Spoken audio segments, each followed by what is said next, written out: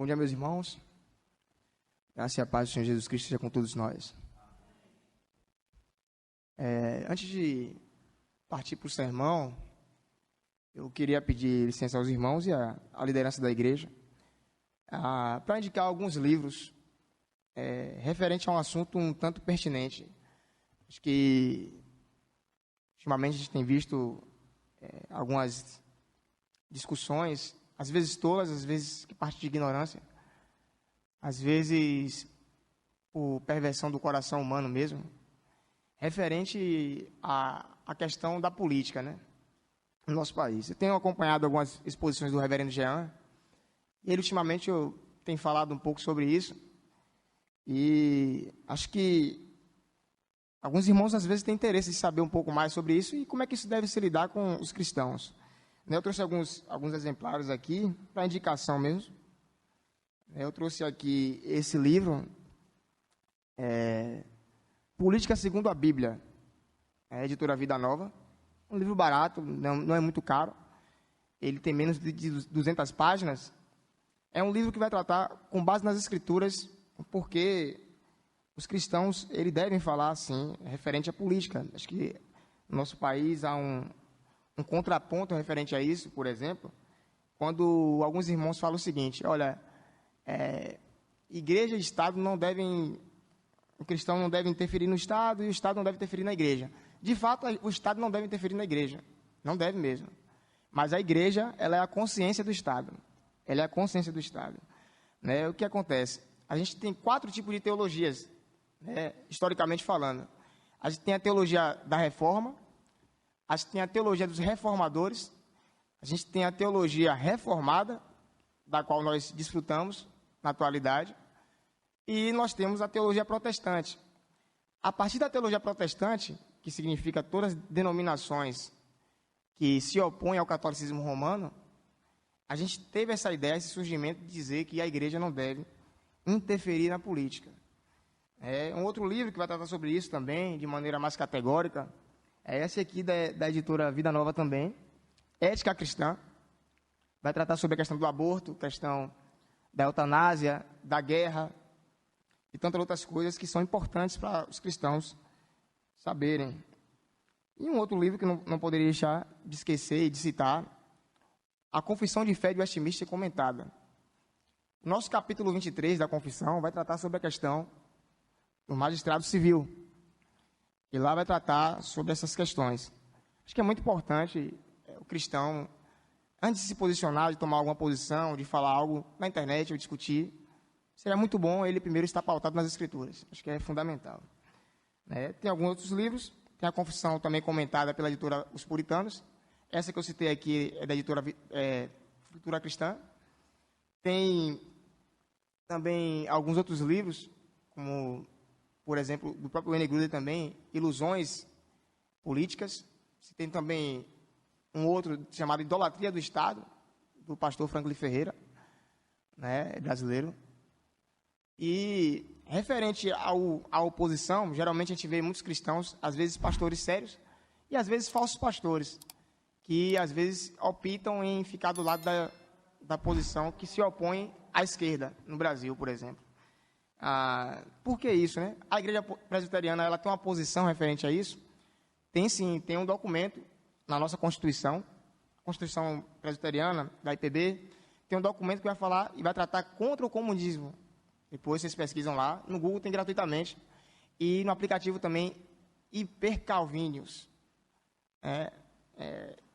E, deixa eu ver, tem uma outra colocação também para fazer, tem um outro livro, eu gostaria de indicar também, isso é gratuito, editora Fiel, gratuito, você acha gratuito esse e-book.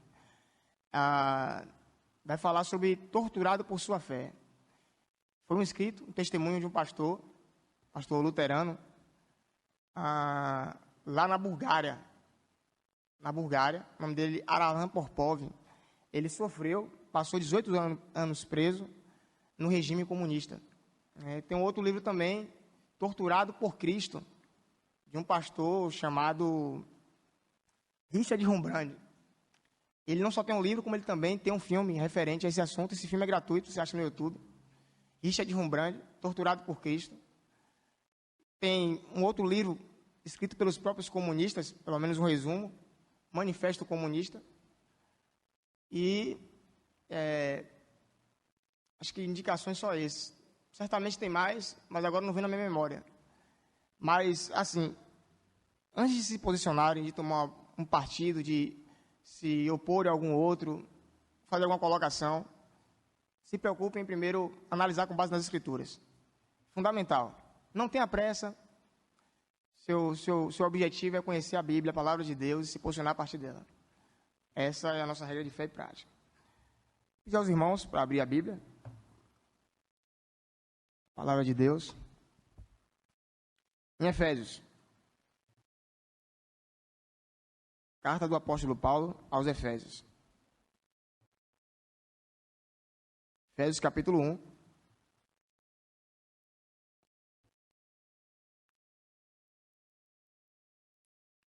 Nós, nessa manhã, leremos os versos 7 a 12.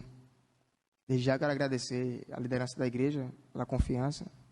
A todos aqui que eu já conheço, alguns, os que não conheço. Prazer estar com vocês mais uma vez aqui.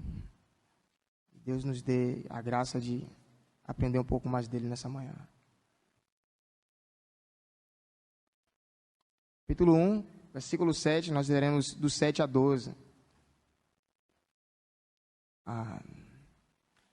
No qual temos a redenção pelo seu sangue e a remissão dos pecados, segundo a riqueza da sua graça, que Deus derramou abundantemente sobre nós, em toda a sabedoria e prudência, desvendando-nos o mistério da sua vontade, segundo o seu beneplácito, que propusera em Cristo, de fazer convergir nele, na dispensação da plenitude dos tempos, todas as coisas, tanto as do céu como as da terra.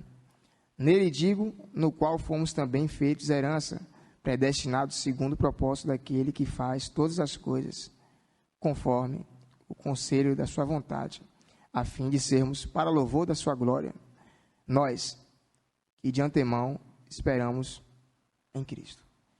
Curve sua fronte e vamos fazer uma oração. Pai Santo, o Senhor pertence à glória, meu Deus. Obrigado por mais um dia na sua santa presença. Dia do Senhor, dia que o Senhor preparou para nós estar em comunhão com o teu povo, em especial com o Senhor. Ó Pai, através de sua santa palavra, nos ajuda a nos submetermos a ela. Carecemos, ó Deus, da tua graça. Nos ajuda, Senhor, e seremos ajudados. Essa é a nossa oração, em nome do Senhor Jesus Cristo, nossa única esperança. Amém. Bom, meus irmãos, é muito comum na atualidade a gente vê alguém às vezes falando sobre a questão de não mandar seus filhos para a faculdade, por exemplo. Eu não mandarei meu filho para a faculdade porque lá é uma Babilônia. Às vezes surge esse medo mesmo. Certa vez eu estava em uma igreja lá na Chapada Diamantina e aí teve a classe de EBD. E uma das questões que foi levantada foi justamente essa questão de não mandar os filhos para a faculdade com medo de perder os filhos, eles se tornarem ateus. O que acontece? Um dos grandes problemas da igreja da atualidade, a igreja contemporânea, é justamente o fato de não se preocupar em se debruçar nas Escrituras e de conhecer quem é seu Deus, quem nós somos e por que carecemos de um Redentor como o Senhor Jesus Cristo. Nessa manhã nós vamos falar e buscar entender um pouco mais sobre a questão da doutrina da cristologia. Uma doutrina que praticamente foi abandonada em muitos púlpitos. Muitas igrejas hoje se tem um templo, se tem membros, mas não tem Cristo. Um grande problema na atualidade.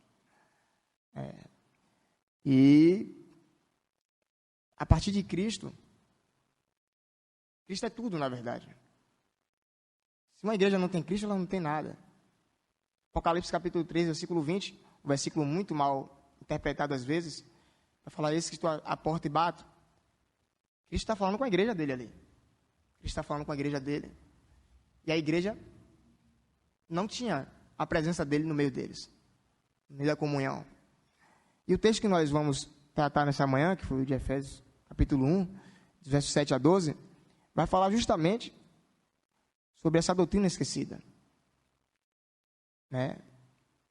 Observem, ultimamente se tem falado assim, Cristo, ele é o nosso representante. Esse termo ele é bonito, mas ele não é bíblico nem teológico. Às vezes as pessoas têm um preconceito, por exemplo, com teologia. Às vezes até cristãos têm um preconceito muito grande com o termo teologia. Para que fazer teologia? Eu conheço pessoas que fizeram teologia e se esfriaram na fé. Geralmente, esse é o argumento. Mas observem, é o próprio Deus que manda você, como cristão, fazer teologia. Não estou falando você fazer academicamente, mas você estudar, se debruçar em conhecer Ele. Oséias capítulo 4 fala isso. Meu povo perece por falta de conhecimento. Ele fala dele mesmo. Jeremias capítulo 9, versículo 23. Vai tratar sobre isso também. Deus vai falar aqui a preocupação dele é que você conheça Ele. O texto que nós vamos expor aqui, por exemplo, vai falar sobre a Trindade Santíssima. Observem. A Trindade hoje tem sido mal explicada e muitas vezes não explicada. Há muitas igrejas na atualidade que destratam o Espírito Santo, por exemplo. Esquece que o Espírito Santo ele é Deus. Quando nós vemos esse texto que nós acabamos de ler, os versos 13 e 14 vai falar sobre a pessoa do Espírito Santo e a obra dele. Os versos de 3 a 6 vai falar sobre a obra do Pai. E os versos de 7 a 12 vai falar sobre a obra do Filho. A obra redentiva do Filho.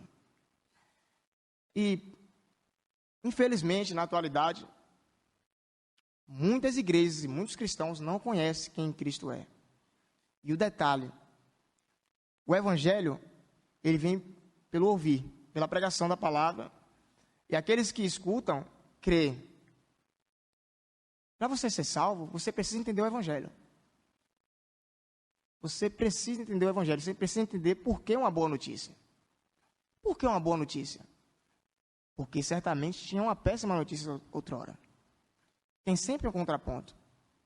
Tem sempre o contraponto.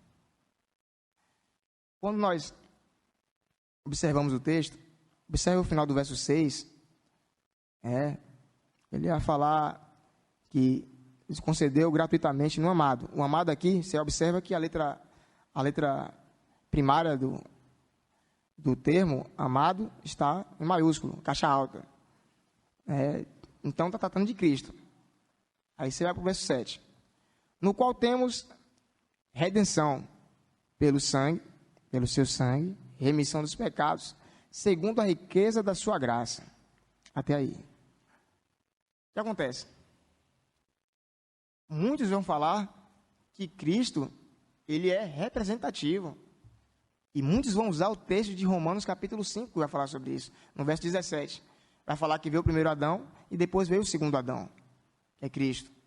Adão, em termos hebraicos, significa homem. Também pode ser traduzido como barro no hebraico.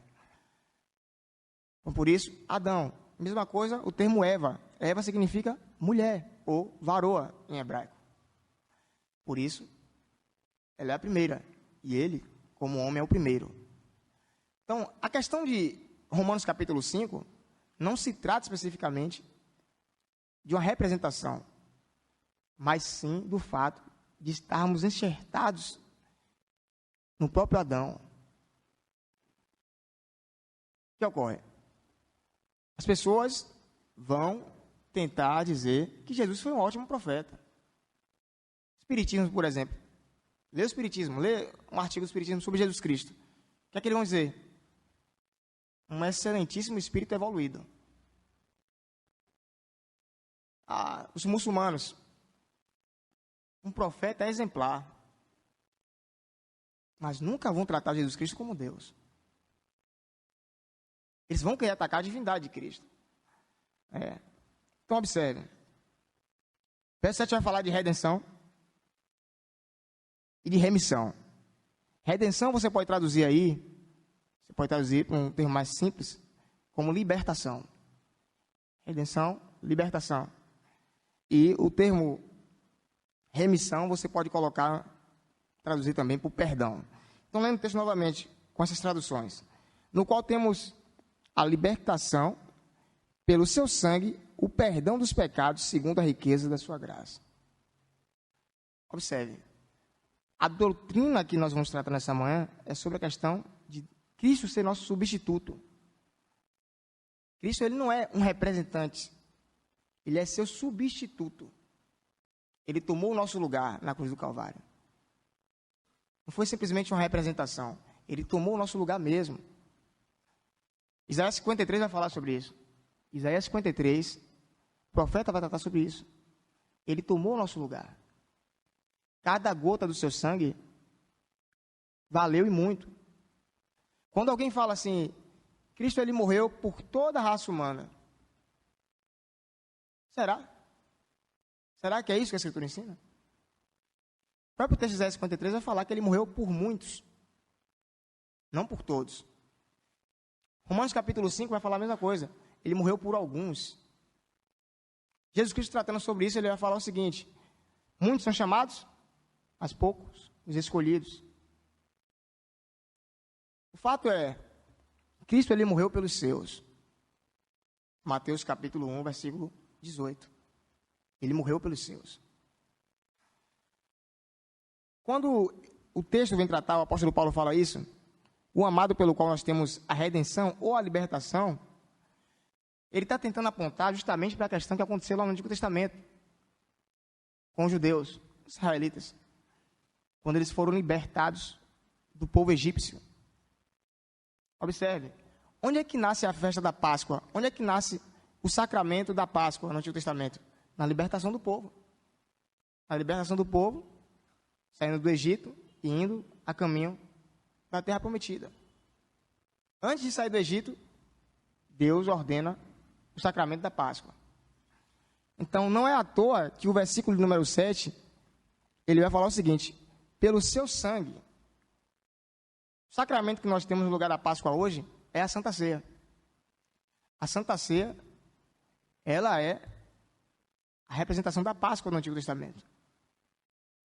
Nós hoje temos um sacramento, após a vinda de Cristo, após a morte dele e sua ressurreição, o sacramento da Santa Ceia. E a Santa Ceia, o vinho, ou o suco de uva, ou qualquer elemento que parta do fruto da videira, ele representa o sangue de Cristo, assim como o pão representa a sua matéria. Então, lá na Páscoa, você tinha o sacrifício do cordeiro, você tinha um sacrifício de algum animal, e você se alimentava da carne desse animal. O que ocorre? No verso 7, o apóstolo Paulo está tentando trazer isso, no qual temos a libertação pelo seu sangue e o perdão dos pecados, segundo a riqueza da sua graça. O primeiro ponto que o apóstolo Paulo vai tratar é a salvação dos cristãos não parte, jamais partirá do seu próprio mérito. É impossível você se salvar. Você carece de alguém que tome o seu lugar. Alguém perfeito. Talvez você vai falar, lá no Antigo Testamento, você vai ver Abraão indo matar Isaac. Vai ele com um punhal lá matar Isaac. Mas por que ele não mata? E aquela cena ali parou lá mesmo? Aquela cena se completa em Cristo. Ela se completa em Cristo. Observe, Abraão vai levando seu filho para matar, porque Deus mandou.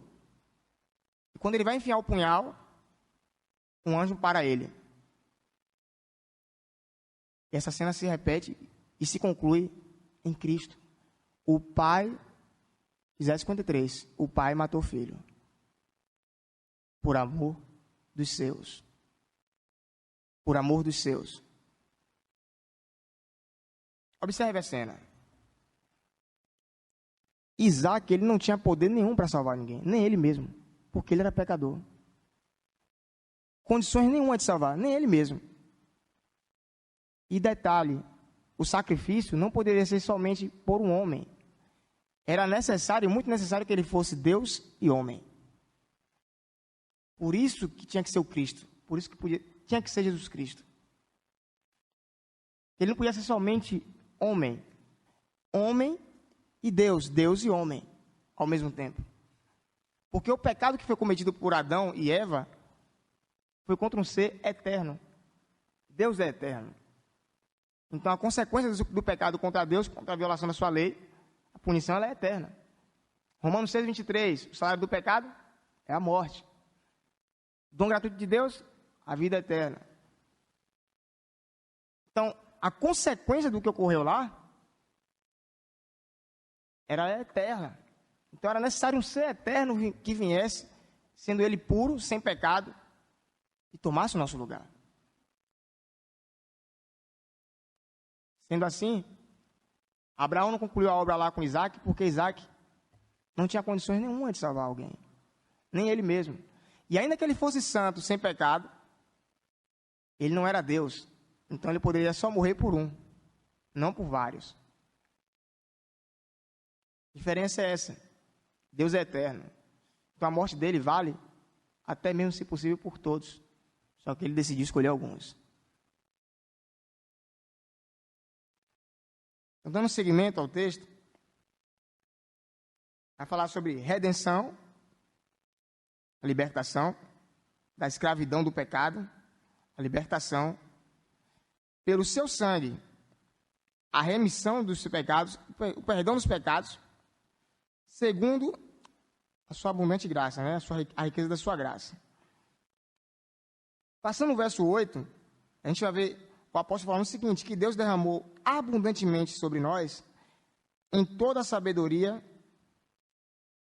e prudência. Em toda a sabedoria e prudência. Observe uma coisa. Dando seguimento ao verso 9, que tem uma correlação com o verso 8, a gente vai compreender o que é que ele quis dizer com isso. Olha o verso 9. Desvendando-nos o mistério da sua vontade, segundo o seu beneplácito você pode traduzir como desejo, segundo o seu desejo que propusera na pessoa de Cristo. O que ele fala desvendando no verso 9? Desvendando do quê? Qual é o mistério que ele vai falar na sequência? Da sua vontade. A questão a ser colocada aqui é o seguinte: os judeus, eles tiveram a revelação progressiva de Deus. Procuram saber quem é o Messias. Eles receberam a revelação. Nós temos 39 livros no Antigo Testamento que vai tratar sobre isso. Só que o Messias ainda não tinha sido revelado. Então, estava oculto. A gente não sabe quem é o Messias. Então, o Messias vem. E aí você consegue compreender o que está no verso número 10. Olha o que está no verso número 10. De fazer convergir nele, propuseram o que em Cristo? De fazer convergir nele, na dispensação da plenitude dos tempos, todas as coisas, tanto as do céu, como as da terra. O que acontece? Uma palavra que é muito distorcida na atualidade é esse termo dispensação aí. Dispensação. Há uma doutrina na atualidade chamada dispensacionalismo. Sabe, talvez por nome vocês não se relembrem muito. Mas uma das interpretações, por exemplo, do dispensacionalismo é falar que no Antigo Testamento a salvação foi de uma forma, foi por obras, e a salvação no Novo Testamento ela é pela graça. Você vai ver aqueles irmãos, ou alguns até pastores, que vão falar, o Antigo Testamento não serve para a gente, somente o Novo. Uma outra colocação também do dispensacionalismo, por exemplo, é nós teremos o arrebatamento secreto. Isso é ensino dispensacionalista. Século XIX, né, um teólogo congregacional, ele fez essa sistemática referente à divisão da Bíblia. Né? Ele dividiu a Bíblia em 7 partes. Né? Então, ele chegou a essa conclusão, um tanto antibíblica, não é à toa que os reformados em si descartam essa opção, que é um ensino de fato herético, que vai falar que existe salvação fora de Cristo. Como se dissesse, no Antigo Testamento você é salvo pelas obras, então você não precisa de Cristo. Você é salvo pelas suas próprias obras. Se você cumprir a lei, você é salvo. Não é isso que a Escritura ensina. A Escritura ensina que, em toda a história, todos aqueles que são salvos, só são salvos por intermédio de Cristo. É impossível ter salvação fora de Cristo. Salvação é só por intermédio de Cristo. Não tem outro meio. Por que nós não consideramos a Igreja Católica Romana como nossa irmã? É simples. Doutrina da Cristologia. Eles vão falar que a salvação ela é de Cristo e dos santos. Então não tem parte com a gente, não pode ter parte conosco. Por que nós discordamos dos testemunhos de Jeová? Cristologia. Eles vão falar que Cristo ele é um Deus menor. Não é isso que a Escritura vai ensinar. Eles vão atacar sempre a Cristologia. Os mormons. Por que nós não consideramos os mormons como irmãos? Simples, Cristologia. Eles vão falar que Jesus Cristo ele é irmão de Satanás.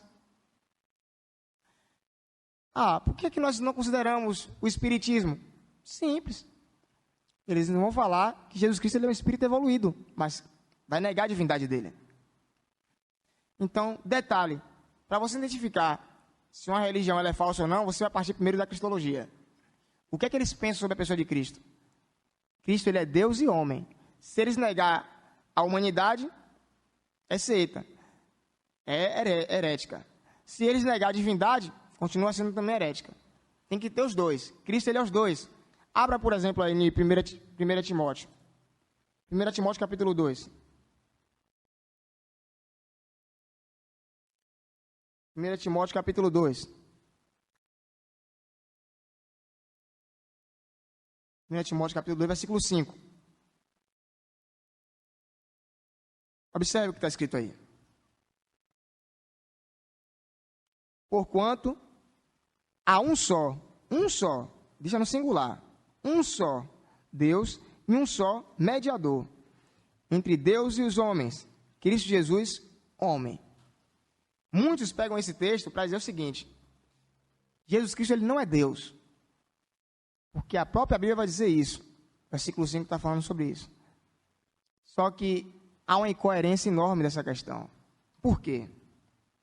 Para alguém ser mediador, depois vocês podem pesquisar isso. Para alguém ser mediador, ele precisa ter os dois atributos, de ambos os lados. Estou aqui no meio, tem um presbítero aqui. Vamos dizer que tem aqui Deus, o Pai. Se eu sou um mediador, eu medio entre eles. Para eu mediar os dois, eu preciso ter os atributos dos dois. Eu preciso ser tanto como Deus e tanto homem. Então, quando fala que só há um mediador que pode fazer isso, só um, não tem outro, está no singular. E é Cristo. Ele precisa ser Deus e homem. Ele tem que ser. Se ele não for Deus, ele não pode mediar. Ele tem que ser. Ele tem que ser santo. Ele tem que ser santo. Há alguns que vão falar o seguinte: vem cá, Jesus Cristo ele podia pecar? Sendo objetivo e curto? Não. Mas ele não tinha livre-arbítrio? Ele é Deus, sim. Mas ele não pode negar ele mesmo. Se ele vai de contra aos seus atributos, por exemplo, se ele peca, ele não pode ser o Cristo. Ele não pode ser o Messias. Ele é um impostor. Porque o Messias ele tem que ser puro. Ele tem que ser santo, sem pecado. Jamais o pecado. Observe, por exemplo, a doutrina da ressurreição. Alguns vão falar o seguinte: vão focar somente na morte de Jesus Cristo. Importante você focar na morte de Jesus Cristo. Mas você precisa focar também na ressurreição. A sua ressurreição é muito importante. Por quê? O salário do pecado é a morte. Pronto. Se o salário do pecado é a morte, e Cristo ele morreu não pelos seus pecados, mas pelos nossos, ele não teve pecado. Ele carregou os nossos pecados sobre ele. Logo, ele não pode sofrer a penalidade de morte. Contando também que ele é Deus. Então, ele carregou os nossos pecados sobre ele. Não pecados dele. Por isso, era necessário da sua ressurreição. Se ele não ressurge no terceiro dia, ele não podia ser o Messias. Ele não podia ser o Cristo. Porque para ele ter ressurreição, ele precisava não ter pecado. Então ele carregou os nossos pecados e ele sem pecado. É fundamental isso. Ele é Deus e homem. Ele é Deus e homem. Do contrário disso, ele não pode ser o Messias. Então, você está adorando a um Deus falso. Entende? Então, o Evangelho e as Escrituras vai apontar nesse sentido. É necessário que ele seja Deus e homem. Todas as outras religiões que vão negar a divindade ou a humanidade de Cristo não tem nada a ver com as Escrituras e não tem nada a ver com a Trindade Santa. Nada. Nada. Aí você pode também falar, os adventistas do sétimo dia. Pois bem. Não sei se vocês já leram, aqueles que às vezes tentam falar isso, né? Geralmente nunca se preocupou em ler um pouquinho sobre os adventistas. Mas tem muitas heresias no meio adventista. Inclusive, o julgamento investigativo, né?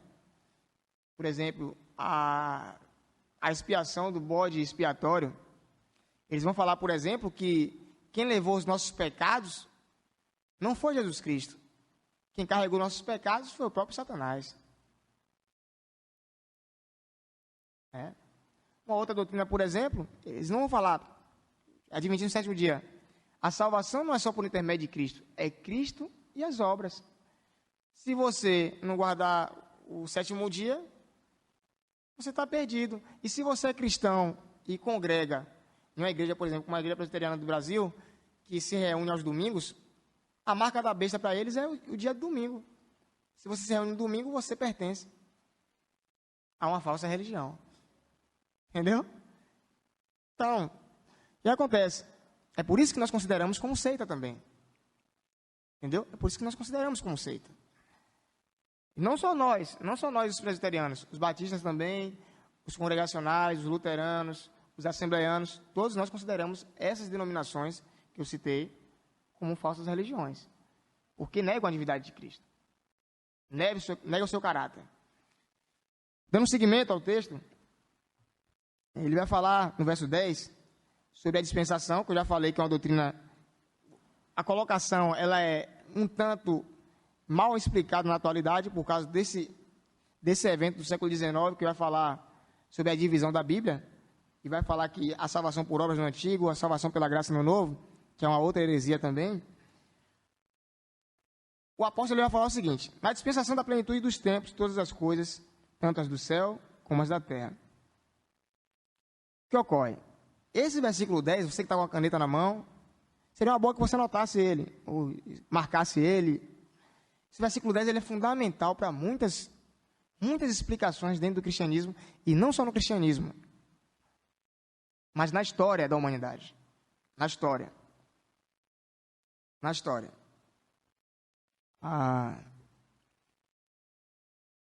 Observe. Dispensação você pode traduzir para comunhão, ou administração, ou economia de Deus. Nesse texto aqui, especificamente, vai estar tratando sobre comunhão. No capítulo 3, ainda de Efésios, lá no capítulo 3, você vai ver essa mesma colocação no versículo 2. Vai ser, tendes ouvido a respeito da dispensação, só que agora ele vai falar da graça. Dispensação aqui nesse capítulo 3 está falando sobre administração.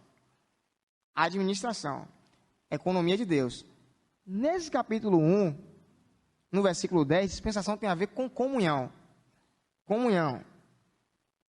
Tradução no grego seria mais para comunhão. Então, relendo o texto, versículo 10.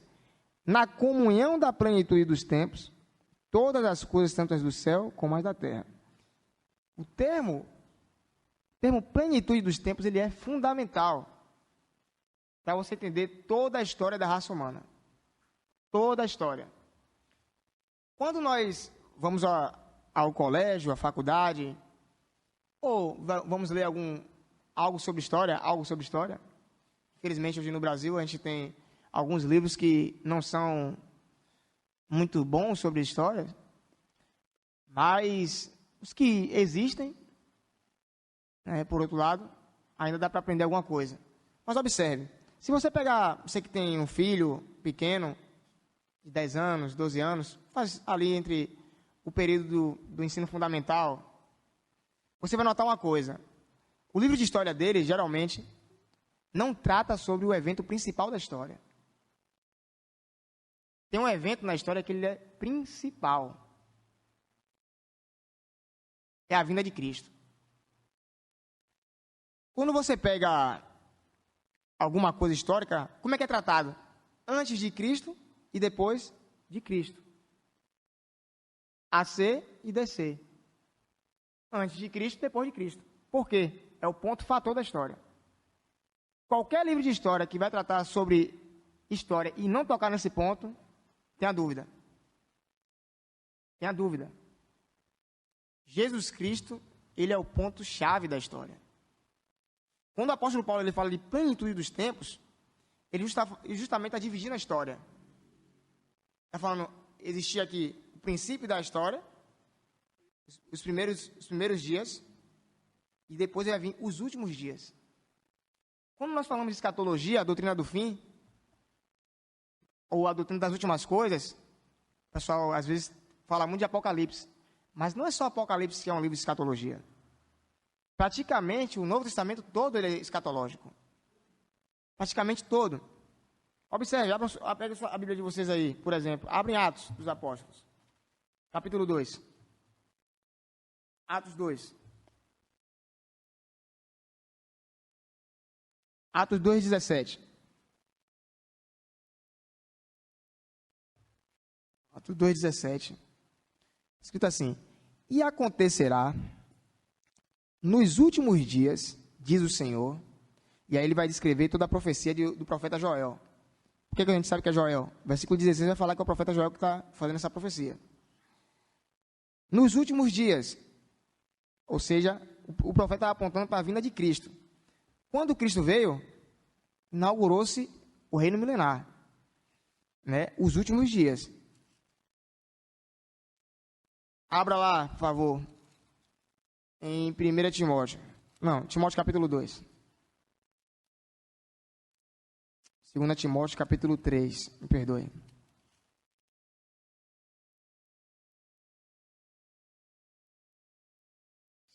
Segunda Timóteo capítulo 3.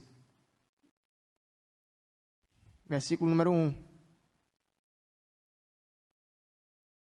Sabe, porém, isto: nos últimos dias sobrevirão tempos difíceis. Observe, o apóstolo, quando ele fala nos últimos dias, ele está novamente fazendo um linkagem com a profecia lá de Joel. Ou seja, para ele, naquele contexto dele, já eram os últimos dias. Desde aquele dia, já se iniciaram os últimos dias. Hebreus, vai um pouquinho no lado aí, passa um pouquinho, umas duas folhas aí, você vai ver Hebreus. Hebreus capítulo 1. Hebreus 1, versículo 2. Nestes últimos dias, nos falou pelo Filho. Novamente, linkada à profecia de Joel. Nesses últimos dias, nos falou pelo Filho. E por fim, 2 Pedro,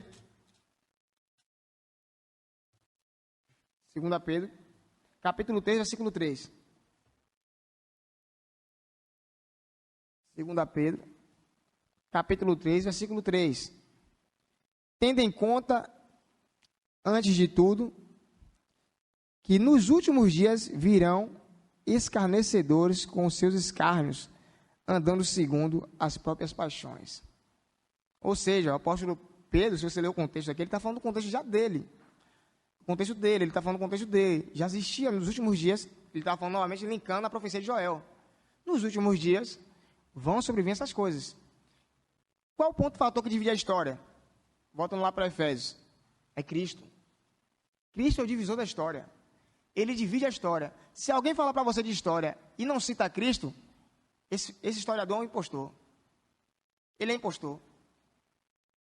Cristo, ele é o ponto fator da história. Você vê a história dessa forma. Antes de Cristo e depois de Cristo. Se vai citar alguma coisa, X anos antes de Cristo, X anos depois de Cristo. 2022, o ano de 2022 é depois de quem? Depois de Cristo. A nossa agenda, ela funciona desse formato. Não só a nossa, a da grande maioria do mundo. Exceto alguns países que se promove uma outra religião. Mas o fator ponto e chave da história é Cristo. É inegável esse ponto. Não tem como alguém pegar um livro de história, infelizmente hoje tem, né, no Brasil, você pegar um livro de história do seu filho, por exemplo, e falar, se falar alguma coisa de Cristo, é falar aquele negócio rápido assim, né? 2 linhas e depois segue a história. Fala de Faraó, fala de tudo quanto é coisa. Mas quando falar da pessoa de Cristo, só na questão de referência mesmo. Antes de Cristo e depois de Cristo. Você sabe porque você aprendeu isso aí. Antes de Cristo e depois de Cristo. Mas não fala nada sobre a pessoa de Cristo.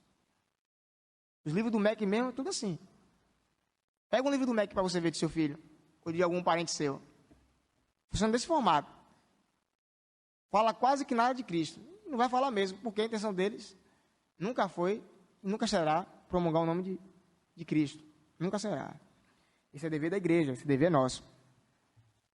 Voltando para Efésios capítulo 1, quando fala da plenitude dos tempos, lembre-se disso.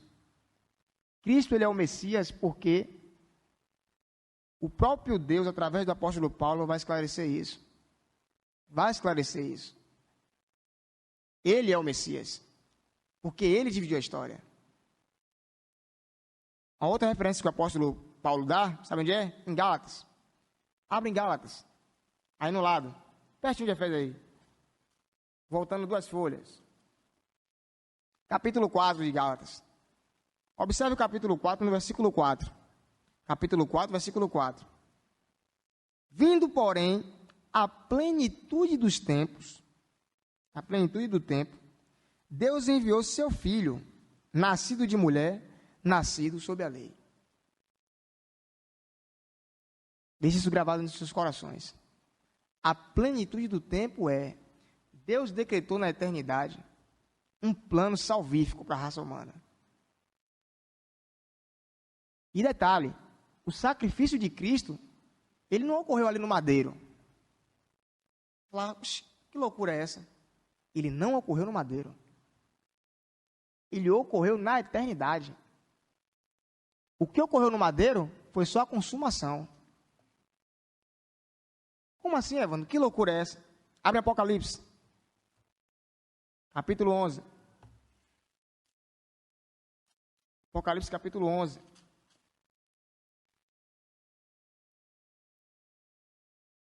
Capítulo 13. O 11 vai deixar ainda um pouco, meio que difícil de entender. Mas observe capítulo 13, acho que ele é mais claro. Capítulo 13, versículo 8. A parte B do versículo. Aquele cujos nomes não foram escritos no livro da vida do Cordeiro, que foi morto quando? Foi morto desde a fundação do mundo. Jesus Cristo, ele consumou a obra redentora na cruz do Calvário, na plenitude dos tempos. Na plenitude, no tempo da gente. Mas a obra redentora ocorreu na eternidade.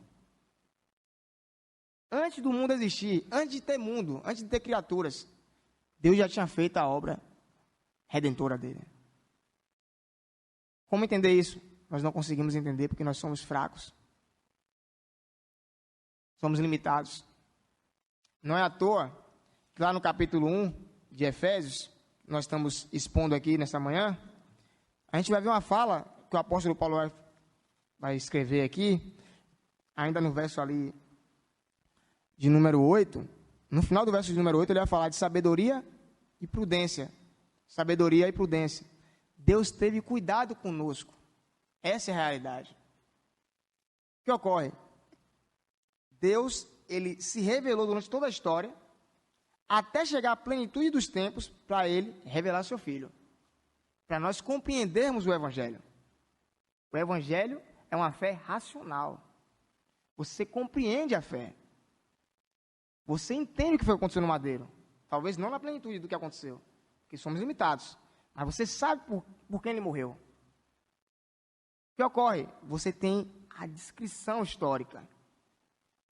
Quando alguém tenta falar assim, não, como o dispensacionalista, por exemplo, o Antigo Testamento só serviu para os judeus. Eles falham quando falam isso. Eles falham, e falham feio. Deus fez uma aliança com a humanidade. Deus fez uma aliança com toda a raça humana. Observe. Se já se perguntaram, por que é que os homens vão ser julgados? Aqueles que não creram? Por que eles vão ser julgados? Se o Evangelho é um convite, por qual razão eles vão ser julgados? Se é um convite. Então, não pode ser um convite. Não pode ser. Um convite é quando você tem uma festa de aniversário e você fala assim, Lucas, vamos lá em casa, meu aniversário. Se Lucas ir, maravilha, você vai se alegrar com ele. Mas se ele não for, você vai compreender ele e vai continuar sendo amigo. Você não vai penalizar ele porque ele não foi no seu aniversário. Porque você deu um convite a ele. É diferente do Evangelho. No Evangelho, você é ordenado a se arrepender e crer nele. Se você não crer, você vai ser penalizado. Atos 17. Atos capítulo 17. Versículo de número 30. Atos 17, versículo de número 30. Ora, para vocês abrirem. Ora, não levou Deus em conta os tempos da ignorância. Não levou em conta. Agora, porém, ele notifica aos homens que todos em toda parte se arrependam. Sabe o que é notificar? É dar ordem. Ele ordena que todos os homens agora se arrependam. Não um convite, não. Um convite é quando você chama alguém para ir para alguma festa, mas se ele não for, ele não vai receber penalidade nenhuma. Porque ele não é obrigado a ir. Mas aqui não. Aqui é uma obrigação. Se você não se arrepender, você vai ser penalizado. Por quê? Deus fez uma aliança com Adão. Deus fez uma aliança com a raça humana. E a raça humana quebrou essa aliança. Quebrou em Adão. E todos aqueles que não se arrependerem em Cristo, que é o único Adão que fez tudo completamente sem defeito, está perdido. Só tem um meio de salvação, é Cristo. É Cristo. Não tem outro meio. Ah, mas fez obra de caridade, vai para o inferno. Deus não está preocupado com boas obras. Deus não está preocupado com boas obras. Quando o profeta Isaías ele escreve, através do Espírito de Deus, ele vai falar o seguinte: as suas boas obras são trapos de imundícia. Você parou para pensar o que é trapo de imundícia? Vou explicar para vocês rapidamente o que é um trapo de imundícia. Imagina um cara leproso, todo ferido. E a lepra é uma doença que a carne apodrece, né? Agora você imagina alguém que está com a carne toda podre, cheia de atadura, né? Geralmente eles isolavam essa pessoa. Imagina você comprando uma roupa de qualidade, presbítero. Pano branco, num linho, matéria boa. E aí você dá para esse cara que está leproso se vestir. Em menos de segundos, a roupa vai ficar contaminada. Por quê? Ele é leproso. Detalhe, a lepra ela fede. É nojenta. E o corpo fica vazando constantemente. Minando. Não tem como ele não vestir a roupa e não contaminar ela. É impossível. Quando Deus fala, as suas boas obras são trapo de imundícia, é nesse sentido. Você não tem como se justificar. Você não tem como pegar uma roupa branca e continuar limpo com ela. Porque você é imundo. Você é imundo. Você carece de alguém que faça isso por você. Desesperadamente. Sabe, uma vez um irmão chegou e falou assim, eu acho que irmã Dulce foi salva. O irmão falou isso.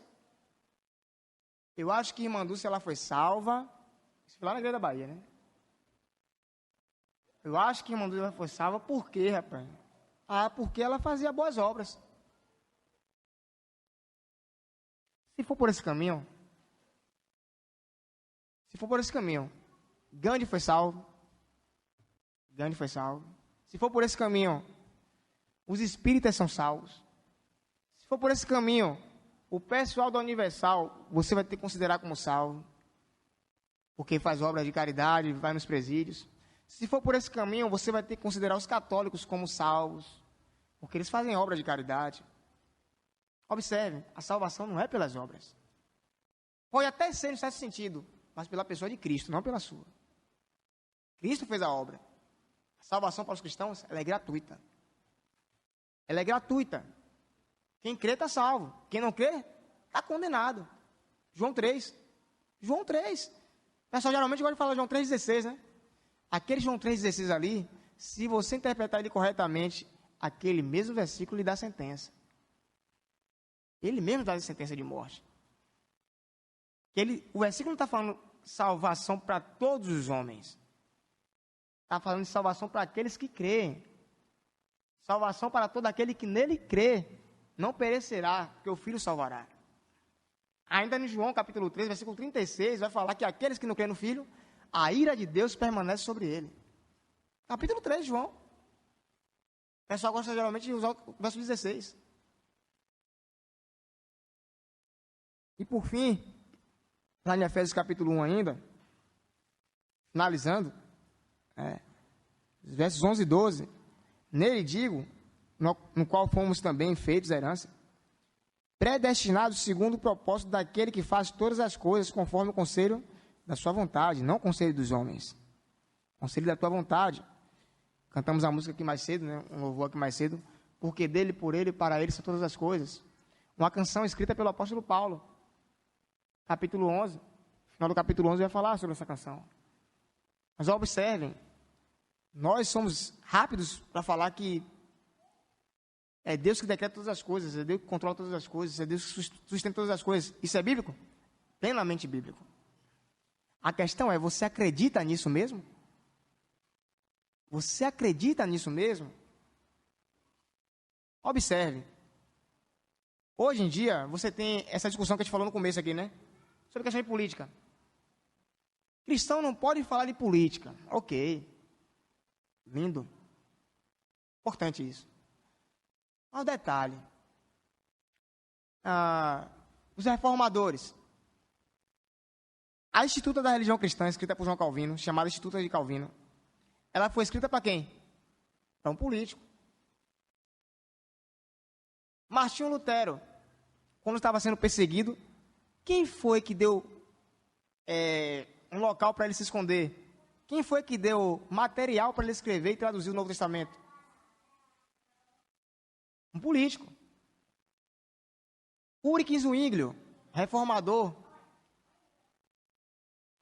Ele era só pastor? Ele era só padre? Não. Ulrich Zwinglio, ele era capelão do exército. E era político também. Confissão de fé de Westminster.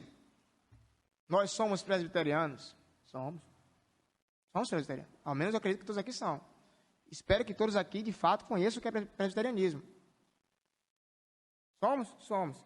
Confissão de fé de Westminster, quando foi escrito, tinha vários parlamentares, vários políticos, cristãos.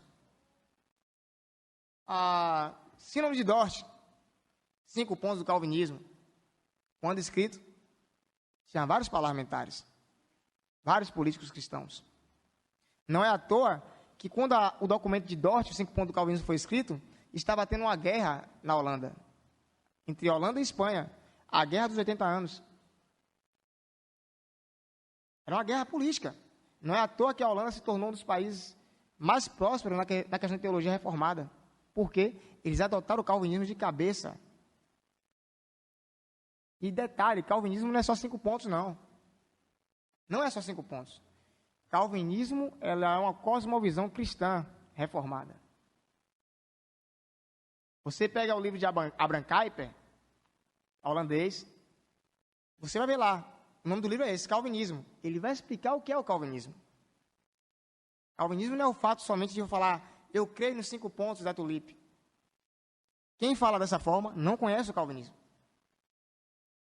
Ou quem fala que o que nós temos no Brasil, ele é o calvinismo clássico, ele não é. Não conhece o calvinismo. O calvinismo clássico, ele é aquele que foi ensinado pelos escolásticos. Aquilo é clássico. O que nós temos no Brasil é o neocalvinismo. É diferente. É uma visão totalmente diferente. Tem base lá no clássico, mas tem uma construção da atualidade, mais contemporânea.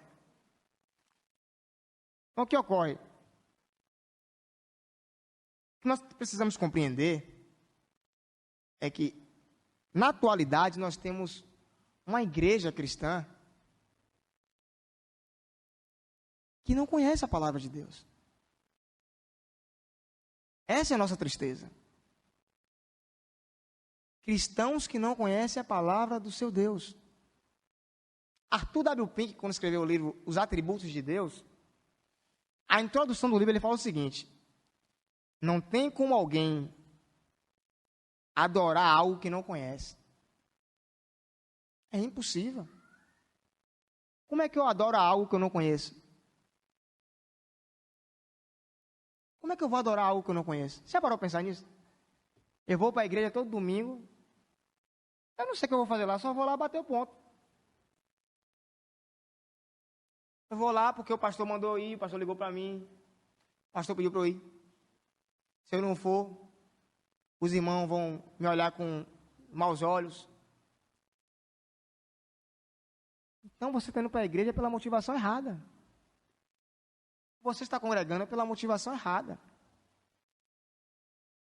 Se o seu interesse não for Cristo, se o seu desejo não for Cristo, se o seu anseio não for Cristo, se você não faz isso aqui por Cristo, você está no lugar errado, irmão. Ou talvez esteja no lugar certo, só que com as intenções erradas.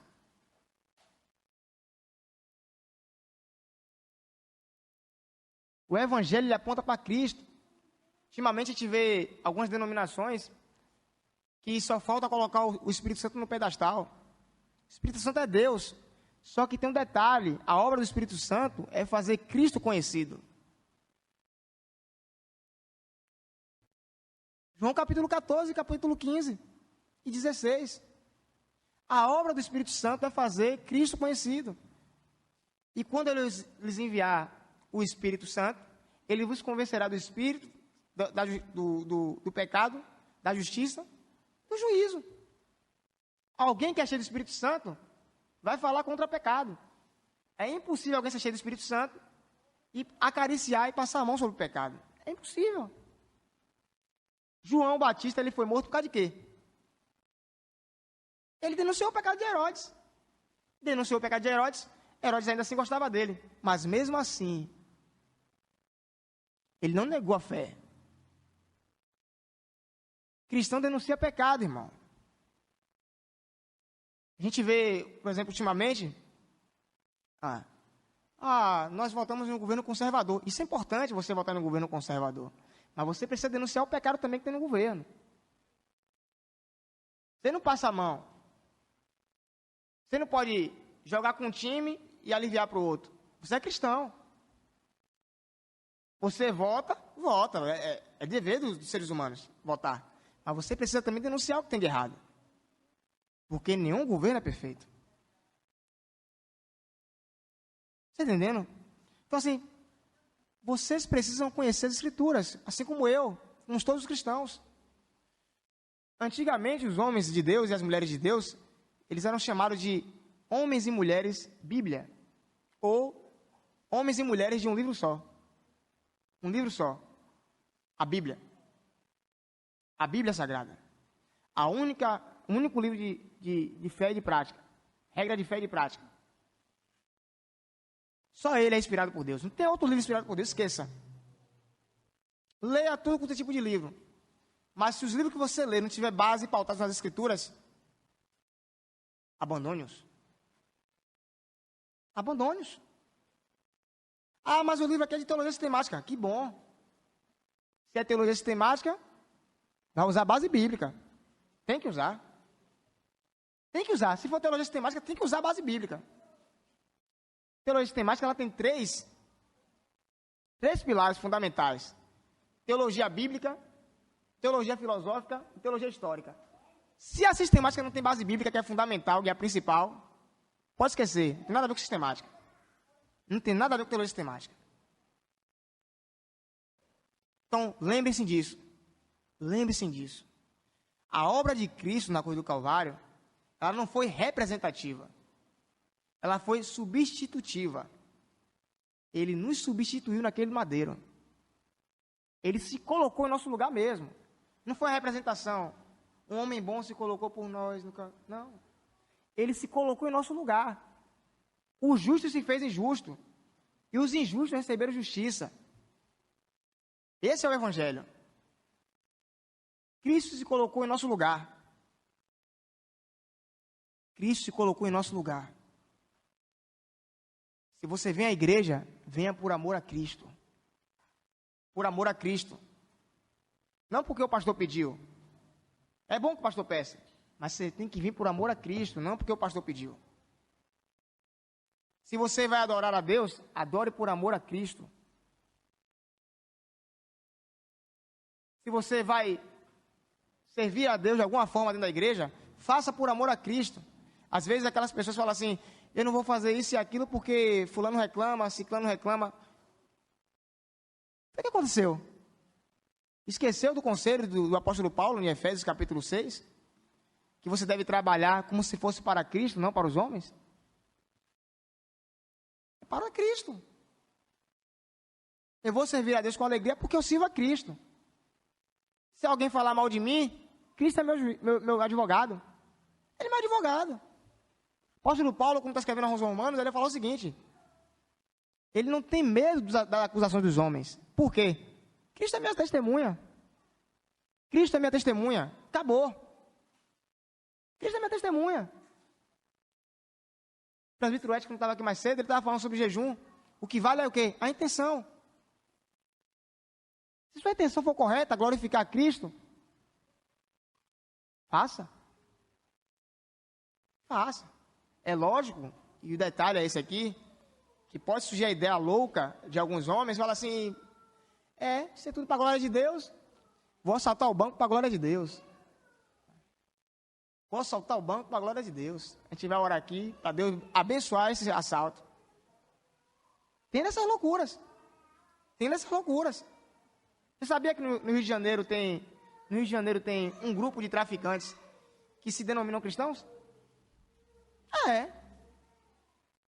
Um grupo de traficantes que se denominam cristãos. Sabia disso? É interessante, né? Imagina aí, o cara é traficante e é cristão. Tá entendendo? Tem essas loucuras. Mas não é isso que eu estou querendo citar. Aquilo com base nas escrituras que glorifica a Cristo, faça. Não se preocupe com o argumento dos homens. Tem gente que sai da igreja porque o irmão maltratou, falou mal, ou falou alguma mentira.